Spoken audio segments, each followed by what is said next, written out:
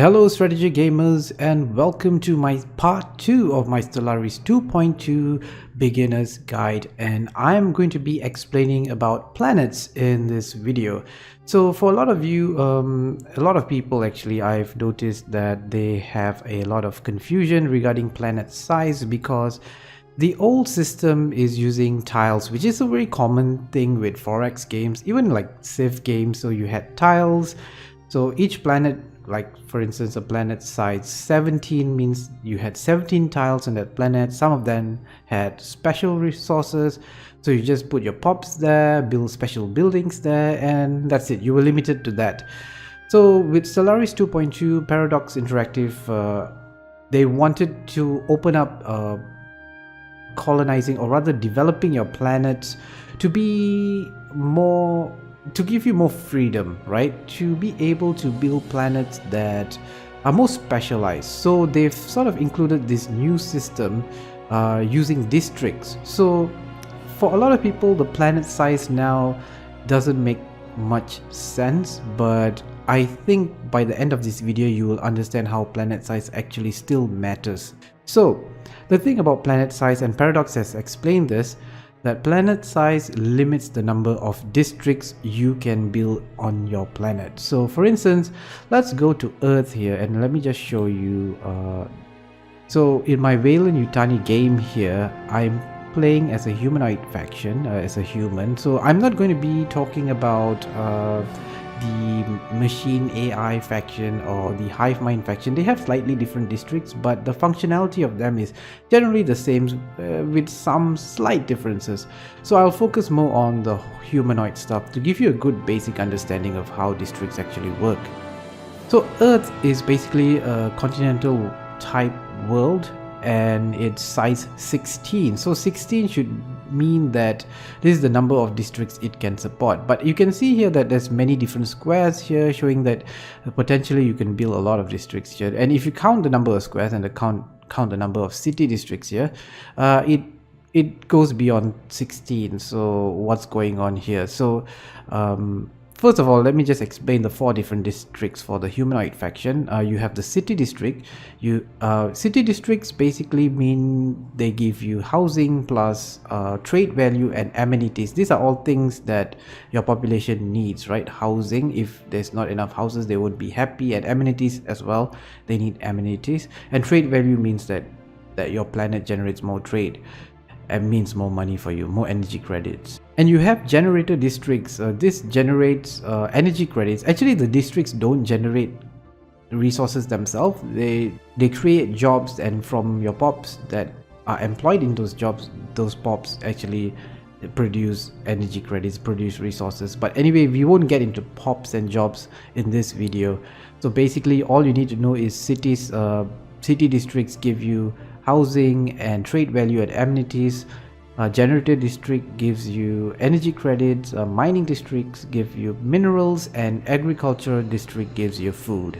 Now the thing about each of these districts is that you can only build a maximum of 16, but actually you can only build less. It's not 16 because the blockers actually reduce your planet size. Okay, so to explain this, really I need to show you guys a planet that has not been colonized, to show you how the game actually generates this number of squares, right? What dictates why this planet gets 3 generator districts, 2 mining, and 5, 6, 7, 8, 9 9, is it 9? Yeah, 9 agriculture districts. So let's look at the ocean world, Santa Ilia here.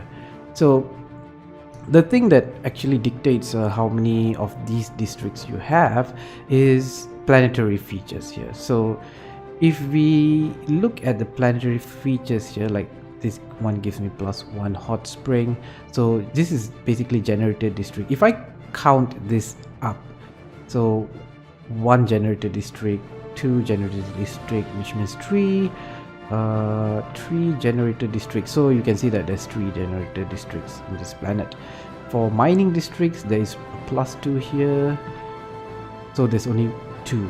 And for agriculture, there is +1 and 5, that's 6. And actually there's a blocker which is you can potentially get another +3 if you remove this blocker, so that is 9. That's 9 agriculture district. But of course city districts here are 0 because this is an uncolonized planet, right? So the thing about the planetary features also, let me just talk a little bit about planetary features. This is dependent on the type of planet you have. So an ocean world will have stuff like rushing waterfalls and stuff, but generally this gives a +2, +1 for the different types of district, right? There's also specific type of special resources, actually special features that give you rare deposits, right? Like where can I find a rare deposit? Okay, actually I just need to look at the expansion planet here, and it says there's rare deposits here. So some of the deposits are rare deposits, like for instance dust caverns. Yeah, for instance like dust caverns here on this desert world. It basically if I remove this blocker, I get 1 mode harvesting trap. That would give me, if you hover over this part here, volatile mode will be +1. And rare deposits are important in trade and perhaps certain technologies and advanced building or weaponry or shields and stuff as well. So the different planets have different types of planetary features. For instance, this desert world has arid highlands, searing desert, and if we look at Earth, if we look back at Earth, we have to click on planet summary and click on this rare planetary features. We get to see that Earth has a mix of a lot of different things. So the whole thing about the confusion about planet size and the number of districts you can build is so these little squares here, I think most people misunderstand these as tiles. You shouldn't think of this like the tiles of the old Stellaris game, right? These little squares actually represent the potential number of districts you can build for this particular district. And as you might have noticed, city district doesn't have squares, because city district you can build as many as them as your planet size can actually support. But here's the thing, if you build one district, it means that you're using up space on your planet. So the easiest way to show you guys exactly what this means is if you hover over this little district icon here, it says maximum district 13 from planet size 16 is being -3 because of blockers, so you only have a maximum district of 13.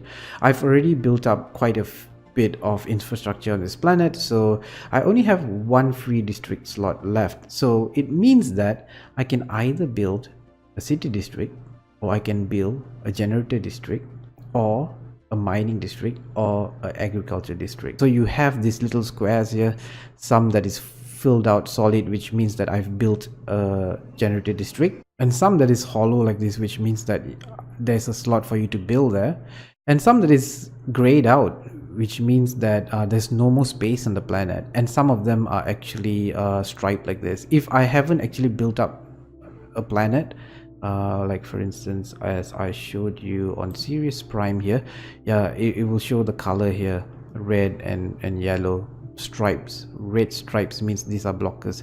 I can remove the blockers and get this 1 extra free slot here. But again, as I mentioned, it all depends on the size of your planet. So for instance, Sirius Prime here, it might be a size 21 planet, but I only have 9 free district slots. So if you count the number of districts I have built, which means 1 city district, 1 generator district, 1 mining district, and 3 agriculture district, that's 3, 4, 5 and 6. So 6 minus 21, no sorry, it's 15 because of blockers, right? So 6 minus 15 is 9. So basically I have 9 free district slots. So now I realize that this is a it can be quite a confusing concept to wrap your head around, right? Because why is the game showing me this much then? Because this allows you to really specialize your planet how you want it to be. So to give you an example, I'll use an analogy here to just make it easier for you guys, right? So imagine your planet is a bag, right? in your bag, you have space to put in 10 books. Let's say you have 2 books on generators. You have 5 books on mining and 7 books on agriculture, or 8 books on agriculture. So 2 books on generators, 5 books on mining, and 8 books on agriculture.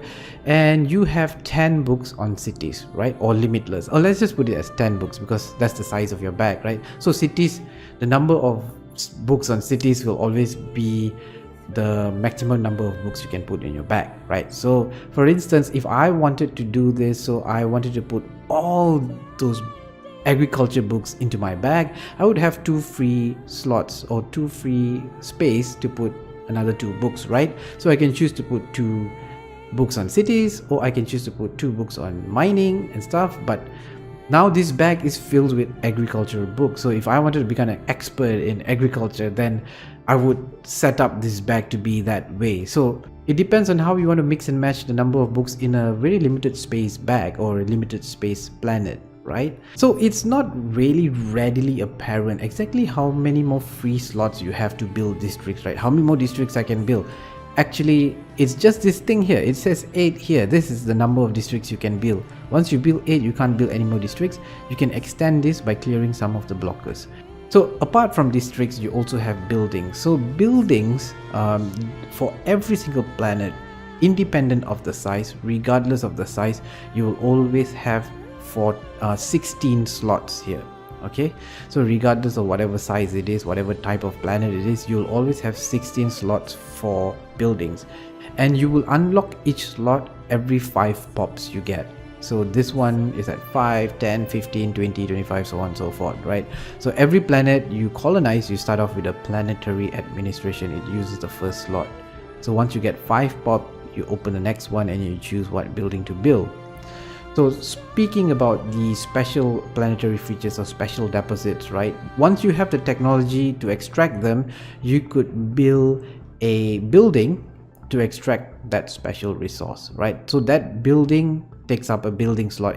It's got nothing to do about districts. So special resources don't really connect with districts. So that's the only caveat there, right? For all the other planetary features, they influence how many of that district that you can have, a maximum, basically a potential maximum. All right, that is basically how districts and planet sizes work actually, and how they interrelate. I hope you enjoyed this video, and I hope this video was eye-opening to you guys.